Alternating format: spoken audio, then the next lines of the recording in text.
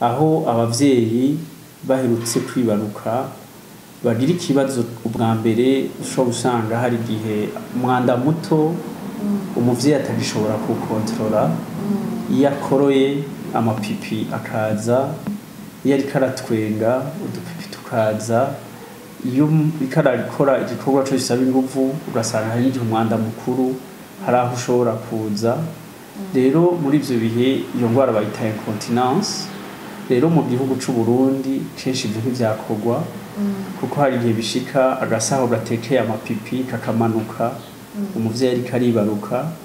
hari igihe bishika n'igitereko carimo umwana kikamanuka rero ivyo bigaca bitera intambamyi ku mukenyezi mu bihimba bijanye n'irondoka nkiri ngaho nashaka kumera nk'ubanza kubabwira eske iyo perine canke ivyo bihimba vyo muvyeyi turiko turavuga biramajahe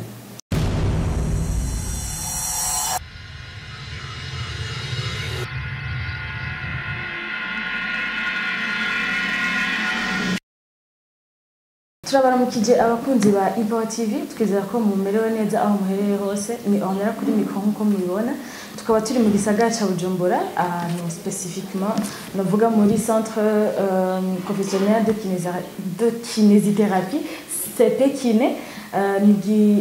ni kigo bakoreramo ibintu bitandukanye ariko turi muri maison mère enfant y'iyo centre nyene rero ndi kumwe n'umutumire sinovuga ko mutumire twamusanze muri biro yiwe irimo ibintu byinshi nkuko muriko murabibona ibintu bitandukanye ariko turaza kuronka akaryo kugira ngo abitsigurire ico abikoza n'ivyo ari byo reka tumwakire twibwire n'akazina kiwe hama ibikurikirana za kubabwira turabaye kazi ego murakoze cyane je nitwa Ndayishimiye ego cyangwa akazi muri Empower hama mbega Ndayishimiye ushobora kubwira abantu badukikanye aha ni hehe mukora ibiki hama mwebwe mubirande muri kino kigo murakoze cyane ubutumire bw'uyu munsi mwasavye ko twoganira je nitwa Ndayishimiye umuganga w'umukinésithérapeute ajejwe kuvura no gukinga indwara zifatira mu makonyero no mu mitsi kenshi kinésithérapie ni bishasha mu bihugu mugabo benshi baramaze kubona icimara ku bantu bagize paralizi ku bantu bagize indwara zijanye n'ama-AVC indwara zifatira mu makonyero no mu mitsi kenshi kinésithérapie ni bishasha mu bihugu mugabo benshi baramaze kubona icimara ku bantu bagize paralizi ku bantu bagize indwara zijanye n'ama-AVC ku bantu bafise indwara zifatira mu ngingo n'ivyo twita indwara z'imigongo indwara z'imvune abana bagira ibibazo by'ibikorwa vyinshi bija mu mapumo mu gihe bijaye n'abasmatike canke hari igihe ibikorwa byabaye vyinshi nyuma ya grippe y'umwanya munini mu bintu bijanye n'abagore bibungenze bakenewe gukingirwa ku bubabare cyangwa uburuhe baguma bafise mu mugongo canke gutambuka n'inyuma yo kwibaruka nico kigo kijejwe ivyo gufasha mu kuvura no gukinga indwara z'abakenyezi bibungenze n'inyuma yo kuvyara. Okay. Mwe muri abaganga bwo mu bikora canke muri bande nga? Jewe novuga ko nije natanguje kino kigo. Okay. Kino kigo ca mère enfant ni ishami ry'ikigo bita centre professionnel de kinésithérapie kiri muri Rohero 2 quartier NSS. Rero iyi service kugira itangure ni kibazo twagumye tubona kigaragara cibonekeza aho abavyeyi baherutse kwibaruka bagira ikibazo ubwa mbere ushobora usanga hari igihe umwanda muto umuvyeyi atagishobora kukontrola iyo akoroye amapipi akaza iyo ariko aratwenga udupipi tukaza iyo ariko arakora igikorwa cyo gisaba inguvu ugasanga hari igihe umwanda mukuru hari aho ushobora kuza rero muri ivyo bihe iyo ngwara bayita incontinence rero mu gihugu c'u Burundi kenshi ivyo ntivyakorwa kuko hari igihe bishika agasaho gatekeye amapipi kakamanuka umuvyeyi ariko aribaruka hari igihe bishika n'igitereko cari mu mwana kikamanuka rero ivyo bigaca bitera intambamyi ku mukenyezi mu bihimba bijanye n'irondoka nkiri ngaho nashaka kumera nk'ubanza kubabwira eske iyo perine canke ivyo bihimba vyo muvyeyi turiko turavuga biramajahe turaza kubishikako reka kwanza mbanze ndambwire abadukurikiranye kuva itariki 15 gushika itariki 17 z'ukwezi kwa gatatu muri uku kwezi kwaraye guheze baragize ikintu bita atelier yari atelier scientifique sur la kinésithérapie périnéale araza kudusigura neza ico arico mugabo le 16 je nshaka ko duhagarara kuri itariki 16 niho mwahamagaye cyane abakenyezi hariho amexercice mwagirishije mwatugira igituma abo bakenyezi mwabakuye hehe kweki mwahisemwo abakenyezi kandi numva ari abantu bose bagira ikibazo mu makonyero mu migongo kweki mwahisemwo cyane abakenyezi ariko atelier scientifique sur la kinésithérapie périnéale ni yari yerekeye iki murakoze cyane ikibazo catanguranye n'umwaka uheze umwaka uheze twakiriye abagore 120 batwituye bafise ikibazo cyo mu kigo ikibazo kijanye n'umwanda muto kudashobora kuwufata umwanda mukuru kuba atagishobora kwigumya arindiriye kuja muri toilette hariho benshi rero bagiye mu silence abavuza baracababwira ko ivyo bintu vyitwa esthétique bakana kubakuvura bakana kubemerera ko bivuza no kuba prena en charge kandi basanzwe bari asire rero dusanga hari ikibazo carumye kiturimwo cyukumva ko yari ingwara mugabo bavuza abantu batazi ko ari ingwara rero abaganga b'abaginekologue bararungika abagwayi ati genda mwivuze babagiriye kinésithérapie imisi 10 imisi 8 15 mugabo abavyeyi bashitse bavuga bati banse kutwemerera couverture ya mutualité zitandukanye kuko batubwiye ko ivyo bintu ari nk'ivyo kwinezereza atari ibintu by'abantu bagwaye mugabo kibi kibazo kuri twebwe kuko umuvyeyi yatwituye irashobora kuza agenda yambaye akantu kabuza ko atota ugasanga umuvyeyi ntagishobora kuja mu rubanza kuko avuga ati sinshobora kuguma nja muri toilette sinshobora kwifata sinshobora kuva ahantu mvaha ngende mu yindi ntara sinshobora gufata urugendo rurenze isaha kuko ivyo bintu vya incontinence hari imigwi ibiri mikuru hariho ico twita incontinence par urgenterie aho umuvyeyi aheruka kwibaruka ashitse imbere ya toilette vyanka ko yigumya akumva ko batevye kumugururira arasanga mu mapipi vyamunaniye ko yifata ntabwo biterwa n'izindi ndwara nka diabete canke izindi iyo ari ikibazo ca diabete kiba gifise ibindi bimenyetso tuba tukivyise ko ari igihe umuvyeyi yibungenze ego ni nkuko no ku bagabo bishobora gushika ku maprostate n'izindi ndwara mugabo ku muvyeyi aheruka kwibaruka urasanga ivyo bibazo biraza ashitse imbere ya toilette bikanka ko yifata yirutse asanga ahubwo asanga yiyononye canke uwundi mugwi waho iba incontinence à l'effort umuntu akoroye amapipa akaza umuntu ikaratwenga amapipa akaza umuntu agize akantu kose uterura agasaba utuguvu amapipa agacaza ivyo rero nico novuga ni la kinésithérapie ihari kugira itore inyishu mu mwanya muto ivyo bintu biravugwa mugabo ikibazo cavyutse kuri twebwe bwa twugurura iki kigo nuko twasanze hariho kutavyumva kumwe kw'abantu no muri societe ihasanzwe no kwakira abavyeyi 120 mu mwaka wose ni kimenyetso ko ari bake cyane kuko iki ni kigo no vuga ko ari cyo cambere kije gufasha kugukinga no kuvura muri ico gihe mu gukinga turafasha kinésithérapie y'abibungenzi kuva ku mezi 7 gushika umuvyeyi baruka hariho no gufasha kubamaze kwibaruka mugo twerekana ko kinésithérapie imbere yo kuvyara ariyo kinésithérapie za gukinga ibibazo abagore bagira igihe bamaze kuvyara. Okay, none ico kintu ca incontinence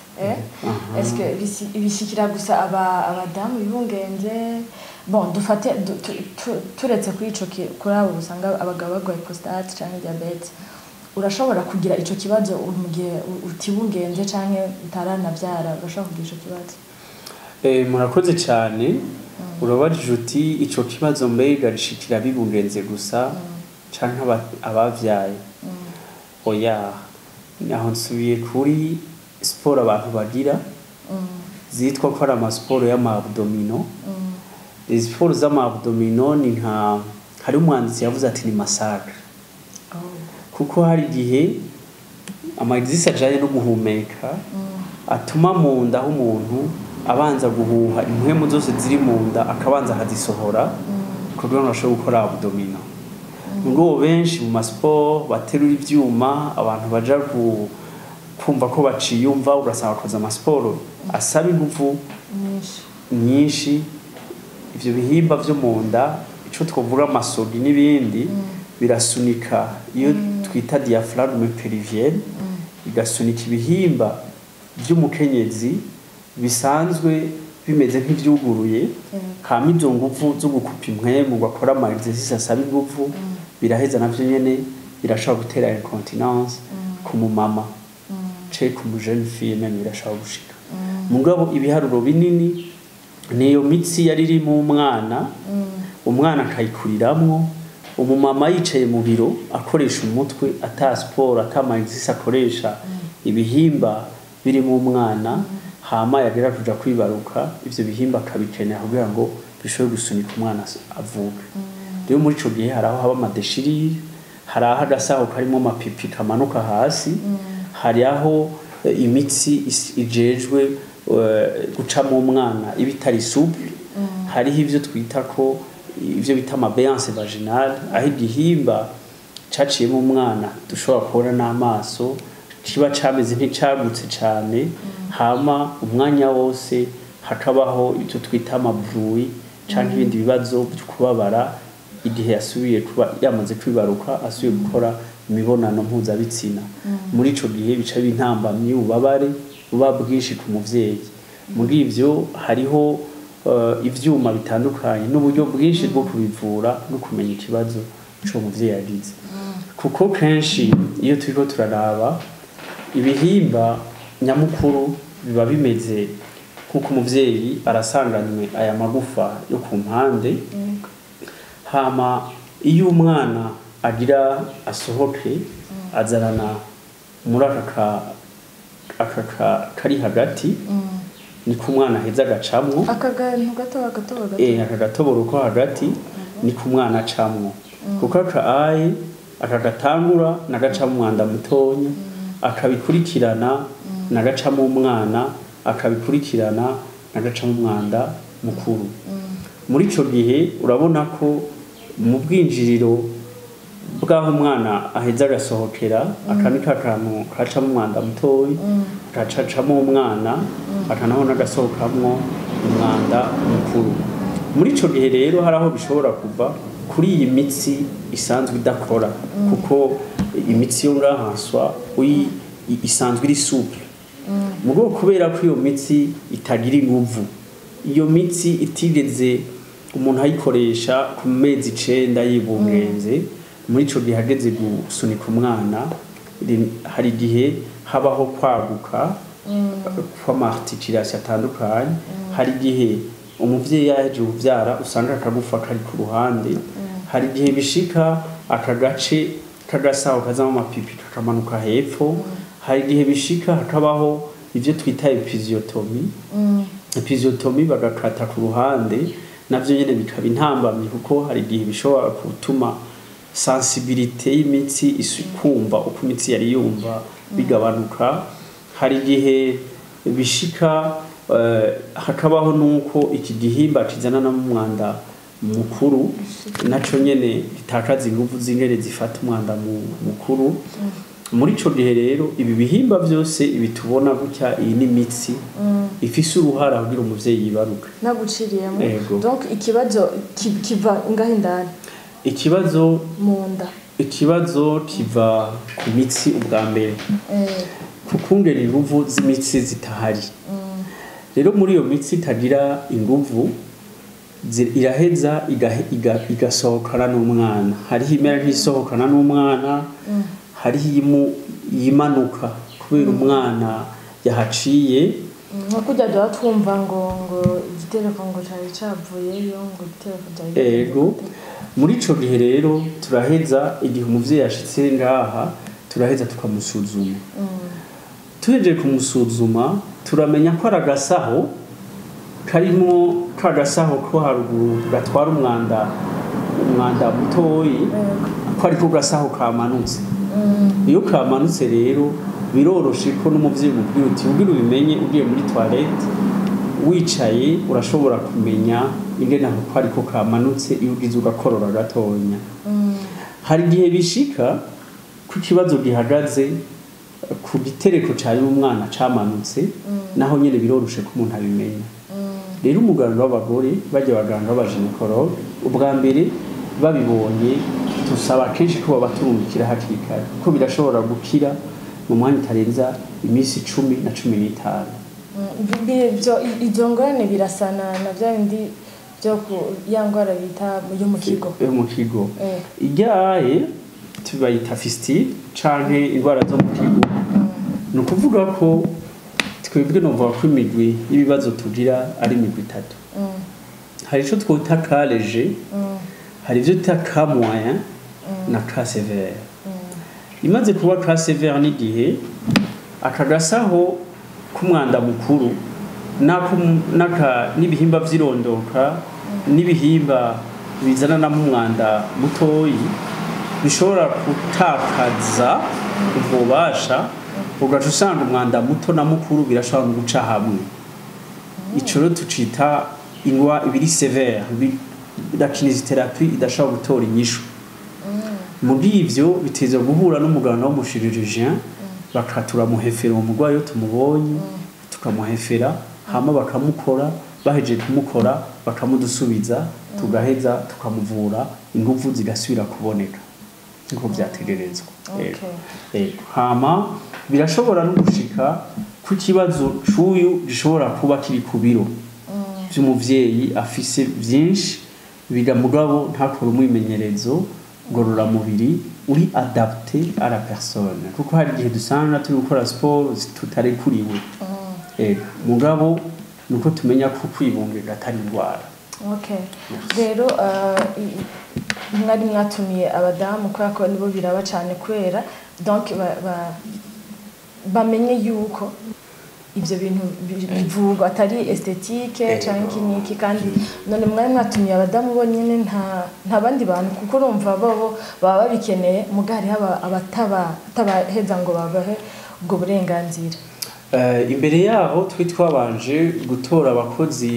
batandukanye muri kino kigo turatumira umuganga w'umuhinga yari yabinonosoye ava mu gihugu ca Suisse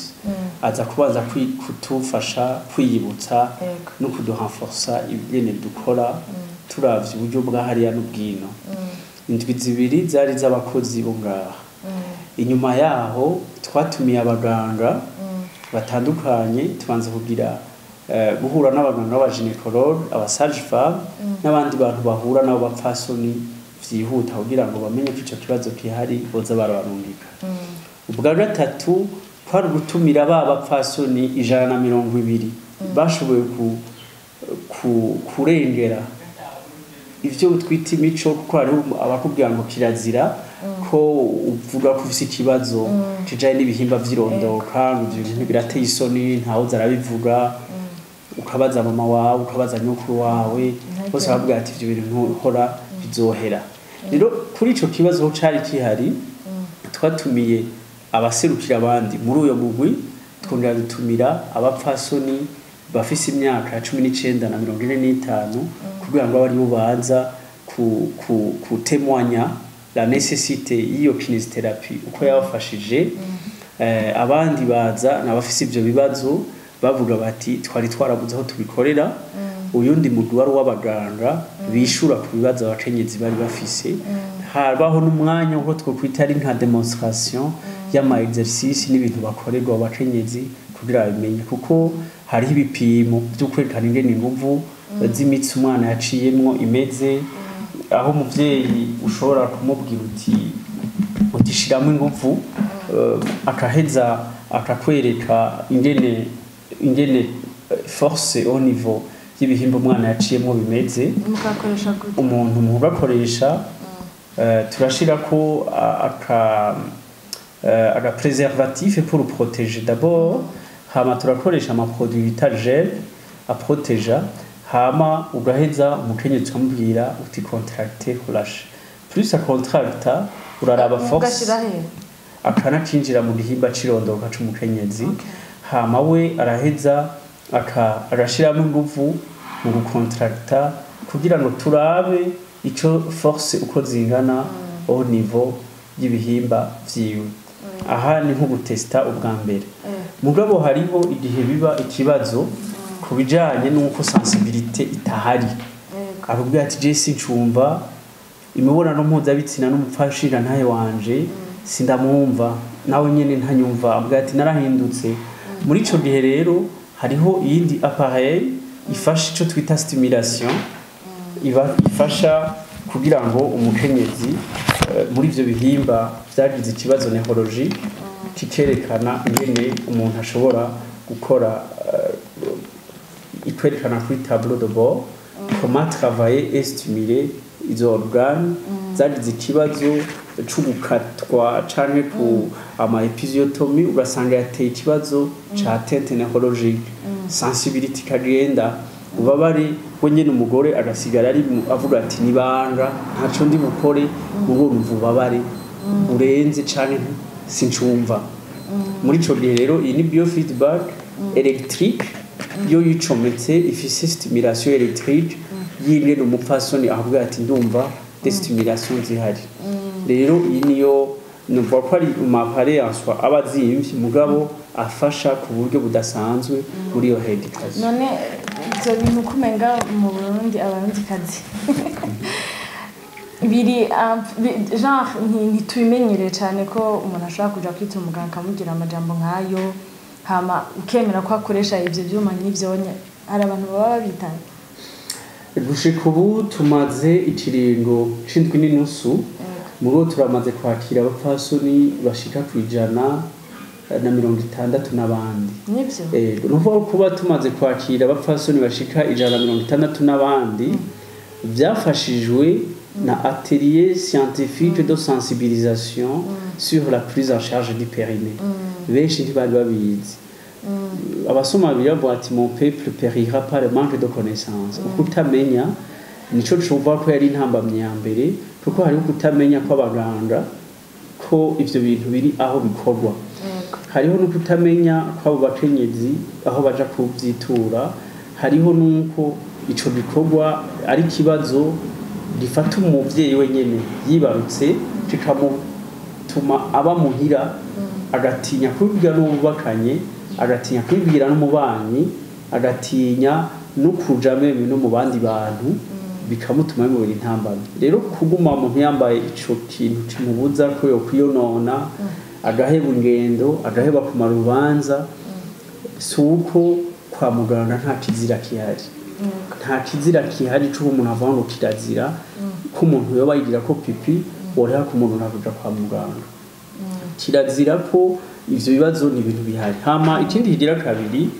sukuvuga ko ikibazo araho ivyo ni point imwe no vuga mugabo hari ibijanye no konsa umwana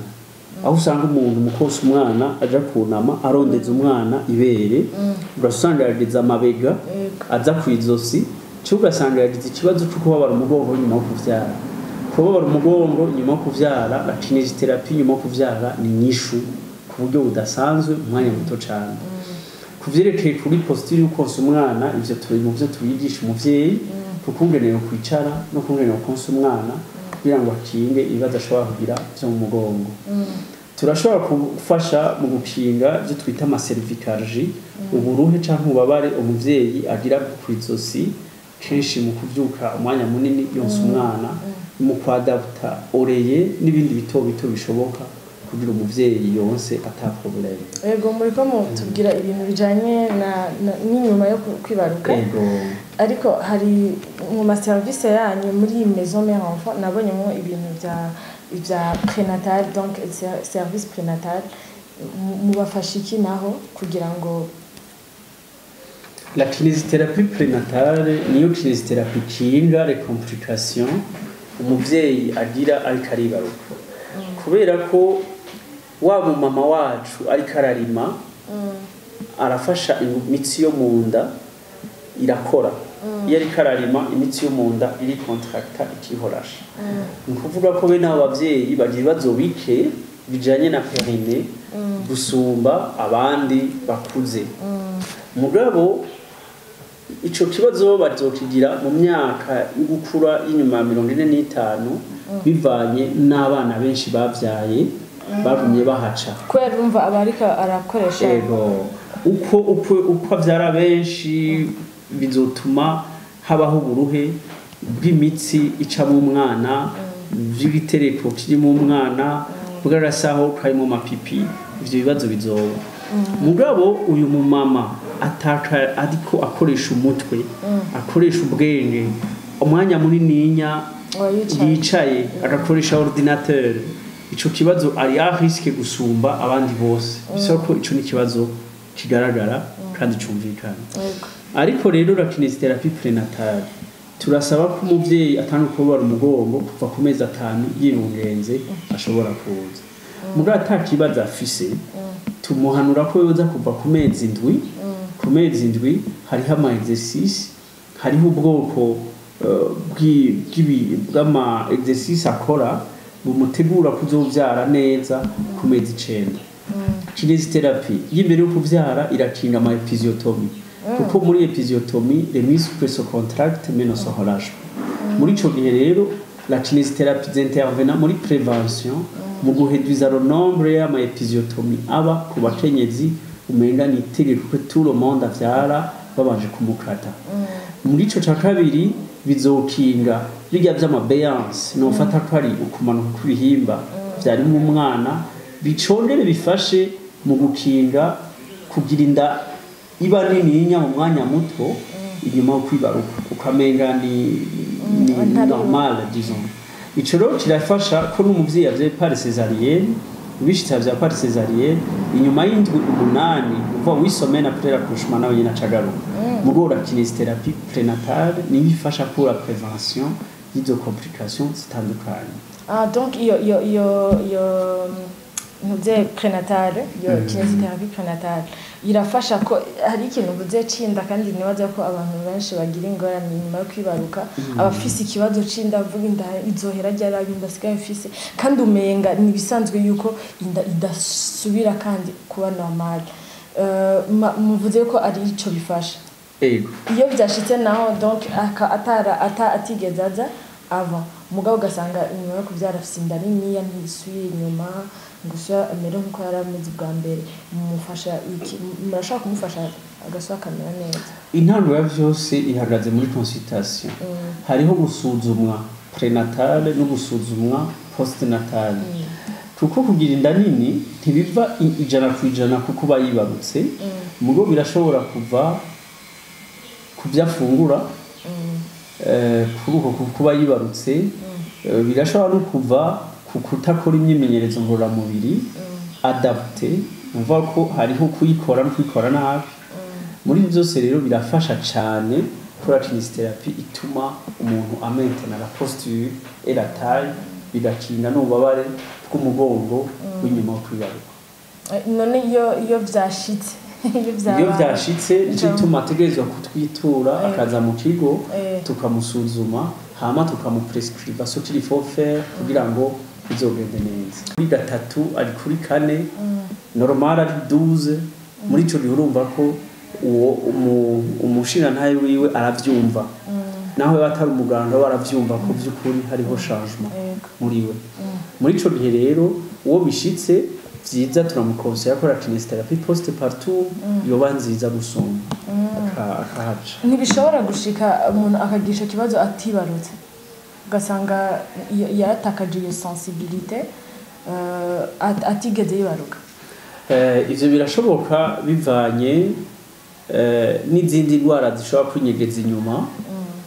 nk'ama infection yigaruka n'izindi ndwara zose zishobora gufata muri ivyo bihimba. Mugabo kenshi iyo ari ikibazo catewe no kwibaruka kiroroshe kuvura kubera nta yindi ndwara bayinyegeje inyuma, biroroshe ko vy'ukuri akira n'ingoga ko nta kindi kibazo umuvyeyi aba afise. Ego hariyo mu maserivisi y'anyame yo muri maison mère enfant hariyo nabonyemwo ibintu vya orthophonie ni kuvuga ijambo orthophonie ni jambo rivuga ortho ce qui est correct, hamaphonie tout ce qui est phonétique. Mu majambo abiri ni spécialité médicale ifasha abafise trouble de langage, ikibazo cyo kuvuga nko kubegeya, abantu bafise ikibazo ca AVC, umuntu bikanka asubira kuvuga ijwi twarironke nkuko ryahora,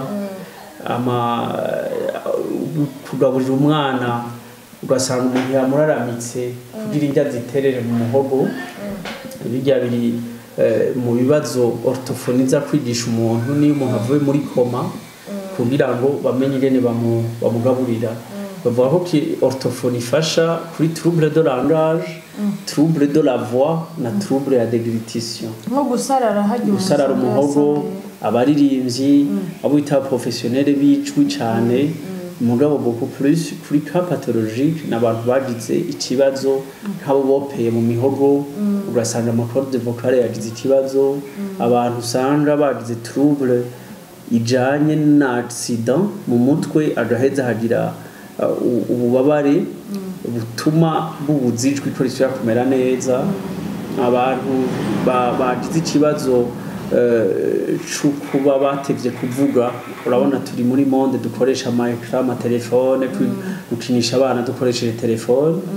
nivyo byose biratuma umwana ateba kuvuga kuko kugira umwana avuge arabanza akaronka umwanya wo kwakira ivyo azovuga. Muri ico gihe umuntu amuhaye telefone iri mu congereza mu gifaransa, ubwo rurimi si maternel, ubwo umwana ara amafoto ama image ingene ibintu bigenda bihindagurika n'ivyo muryohera. Rero ntasubira kugira envie yo kuyaga n'abavyeyi biwe, ntasubira kugira akanovera ko kuronka langue maternelle ngo ayumvirize, amenye ikiyiko, amenye ifurusheti, amenye umudahara, amenye ururimi rwo kumunzu. Rero uwo mwana umubwiye kuvuga ko kuzogira hota kubera iyo system yo guhoresha umwana telefone. Ivyo rero biri mu bimwe vy'ama-autisme tubona, ama trouble de comportement y'abana.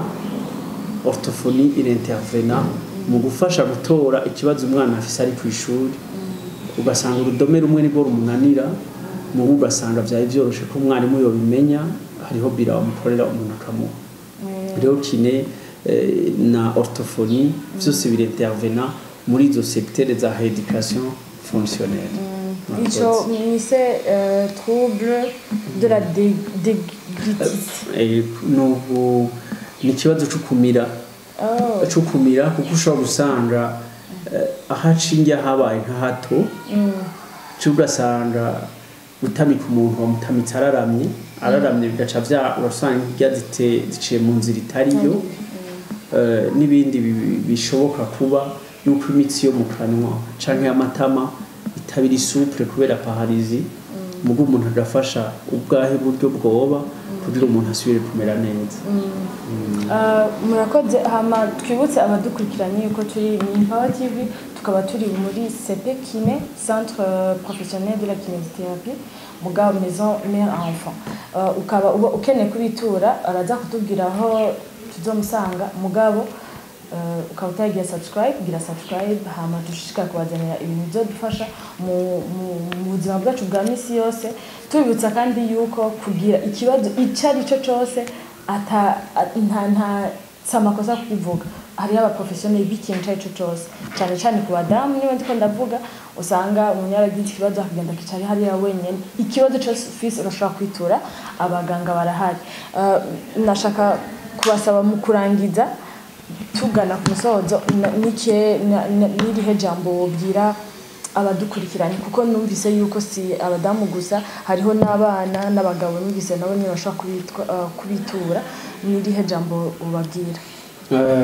ubivuze neza uti baza muganga numva ari ryo jambo nomera nk'uhereza ko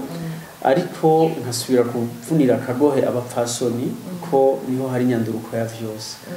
novuga ni barose ingabirano yo gutwara ubuzima no gutanga ubuzima mu kibazo cyose boshobora kugira bamaze kuba ico bikorwa bagikoze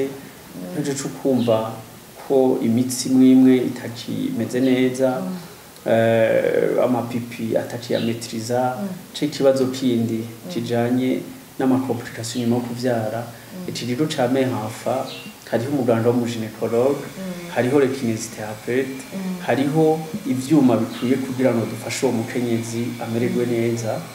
hariho no kuba no gusubiza akanyamuneza umupfasoni mu mibonano mpuzabitsina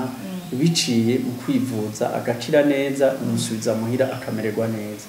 kuko ivyo birateye intambamyi ku rugo rwiwe kubakana birateye intambamyi mu mukenyezi muri societe birateye intambamyi ku mukenyezi no mu kazi akora kuko benshi baraza kutwitura abonye umwanya dutevye kumwakira kubera azi ko hava yonona aca hitamo kugenda muri ico gihe novuga nti ntibatinye karibu turi ngaha ku bwabo hama abandi nabo birashobora no gushika no kubashinga ntahe birashobora no gushika ku bandi bantu bafite ikibazo ca prostate ca ibope ibindi bihimba bifitanye isano n'ingoga n'ibihimba vy'irondoka ca biza n'umwanda muto nabo nyene barashobora kutwitura kuko ico kibazo turafasha kugitorera inyishu murakoze hama tugatumira abajournaliste abantu bose bashobora gushikana message kure ko boyimenyekanisha kugira ngo no menyekanisha ku muntu umwe yobaheje gusova ubuzima bw'umuntu murakoze ku buryo bwiyaguye mugabo ahandi bavuze ngo les abdominaux arrêter le massacre nuko iyo uri gukora abdominaux hari gihe ivyo no kwita ama intestin canke isogi zo mu nda ziheza zikagenda gusunika ibihimba bigize urunani rw'imitsi perine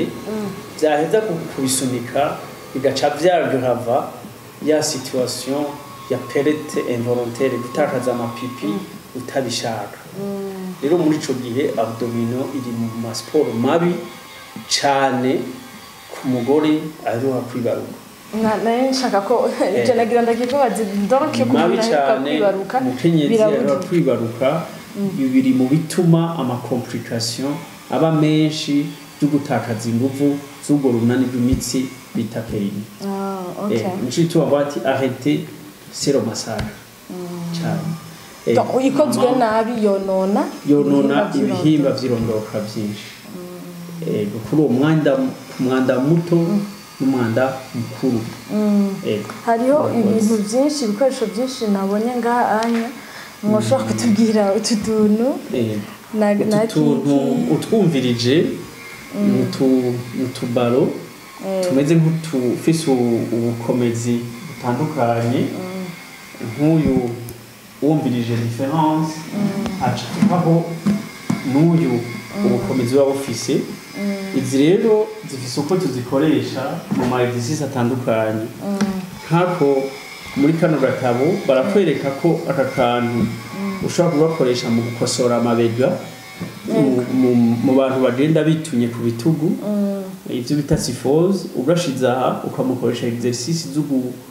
zo gutuma umutsi widecontracta birashoboka kandi cyane ni ukuvuga ko uyu muntu afise ububabare bwo mu mugongo amasubiza ku bitugu ufise ububabare busubiza mu ruti rw'umugongo haruguru ubwo buntu haheze ukabupoza bivanye n'ushobora gushikako nk'uko ushobora kubushira haruguru y'igisusu aho novuga ni n'ahantu nk'ifoto iravyerekana neza urashobora kugashira aha kugashira aha umugongo kuhatega umutwe kugira ngo ushobore gukosora uyu muntu turonke akagafuruka kari mu mugongo ibi byose biri mu bintu bishobora gufasha muri posture no mu gutravaya kugira dushobore kuronka aho ico dushaka gushikako nk'iyo umuntu yabituye afise ico kibazo mbega arakagura canke muramufasha aje ngahantu aka tugakoreshereza ngaha ariko tukamuhanura ko yokagura bikenewe mugo ku mugore akiri mu mezi abiri ya mbere yo kwibaruka tumukoresha kutwo tumukoresha ko utundi tubaro tumeze nk'utuvyibushe gatonya tworoshe tworoshe muri ico gihe rero tutuma kuri no baro uyumvirije ukuntu koroshaka karatandukanye nako ufise kuko akakira karagumye akana kugufasha ku mugore amaze kurira ku mezi 3 amezi 4 aca gakoresha gute aka kabaro nico kimwe n'utu tugashira hari imitsi dadaraye hari aho usanga afite imitsi dadaraye gusumba handi hariho guhometa ibihimba vya bassin igihe bishitse ugasanga ameze nk'uhengamye hariho exercice umukoresha ugasanga dufate yaravyaye mugabo arahengamye kumera kuti kumugongo muri ico gihe hariho ama exercice umukoresha we nyene yigirisha kugira ngo asubire guhometa les articulations mu kibanza zarimwo hama gasubira kamera neza hari n'igihe bishobora gushika ugasanga ako kabaro tugashiza aha kuri no kote kuko asanzwe ababara hama akicarako akamera nk'ukicarako kakazomufasha kugira ngo turonke mobilité mu giti c'umugongo aha numva ushaka kuvugize gutya uravye aha mu mugongo haramera nk'ahakweguka mugabo urashobora kumufasha kugira ngo woroshe aha ku ruti rw'umugongo plus ndamworohereza mu ruti rw'umugongo bituma ututunere utudutsi tuja kuvomera mu maguru twara nk'umuyaga nko w'amaguru natwe tworoherwa kuko yibungenze haba hitunye gutya amaze kuba yibungenze aha hitunye rwose gutya umwana amaze kuvuka haraheza tukarondera ingene hasubira kugaruka hakoroherwa mugabo harumye hitunye utudutsi turajamwo n'ibinyanya ugasanga umuntu aciyagira ibinyanya mu maguru n'ahandi rero iyo bishitse aka kantu nako ko mu mugongo birasaba ko kakabaro bamushirako gatuma kamuhodresa agasubira kugororoka hakabaho aka espace gatuma ubabare butaza mu articulation aka kantu nako mbona umenga gafise ikintu gishinze aka rero tugakoresha mu kirenge umuntu asanganywe imitsi yo mu ntege idadaraye aho twofata ko ari aha ku cicariro imitsi idadarayeho urashobora kumusiga kakabaro mu kirenge ciwe akabandanya yidecontracta wenyene usubiye kumubwira yuname aho atari yahambije arasubira kuhashika ariko birakora no ku bantu bose kuko ni stimulation ku bantu bose ku myaka yose ni kibazo gishoboka ati mbega none bishobora ku bagore bibungenze ce bavyaye bonyene sibo gusa umuntu wese afise ikibazo ca hypercontraction y'imitsi turamufasha muri décontraction kuko kinésithérapie ni traitement de mouvement kubabare twita musculo-squelettique ubabare bushobora kuza ku mitsi ubabare bushobora kuza mu articulation ubabare bushobora kuza buzananye na paralysie y'ibihimba by'umubiri ubabare bujanye n'izo nzira z'ihemero ibyo byose la kinésithérapie iza gufasha pour la prévention et pour le traitement curatif. Iyi appareil rero ni appareil dukoresha irafise ibintu byayo tuyicomekako mugabo ifasha ku bantu bagize paralysie kuri stimulation y'umutsi kugira ngo usubire ugarukane inguvu hajye usanga kuboko kurereta kutagira inguvu turaheza tugakoresha appareil kugira ngo imitsi y'isubira ibyuke isubira ikore ivyo rero tucomekako utudutsinga tukamadikako utuntu tuba dutandukanye ku gice c'umuntu asanzwe afite ikibazo hama aho dukoresha umutwe akaba ariwo dutembereza ku gice c'umuntu afite ikibazo nk'uko dushobora gukoresha aka kapare gatonya igihe turiko dufasha mu kuri paralizi yo mu maso umuntu yagize ikibazo ca paralizi yo mu maso turashobora gukoresha uburyo butandukanye bivaye naho umuntu arwaye n'ico umuntu arwayemo nico tucarushikana rero turabatumirira kwitura kino kigo kugira ngo babafashe twizera kandi yuko bizozana impinduka muri societe yacu na cyane yuko sanzwe tubona abantu bidoga kuri ibyo bintu biba byabaye ku bakenyezi cyangwa abadamu ego reka rero tubasezere mushishikare gukurikirana ibiganiro bya Imbawa TV biri ku mbuga ngurukanabumenyi YouTube na Facebook mugende mugire like kuri page yacu na Instagram hama reka nshimire Dr. ugira kandi tugira ngo mutere imbere mushika kutuzanira ibintu bishasha ibintu bizotuma amagara y'abadamu canke y'abantu bose muri rusange amererwa neza murakoze cyane yego nitwa batumira muzotwitaba nzogamburuka murakoze cyane nawe utaha merci beaucoup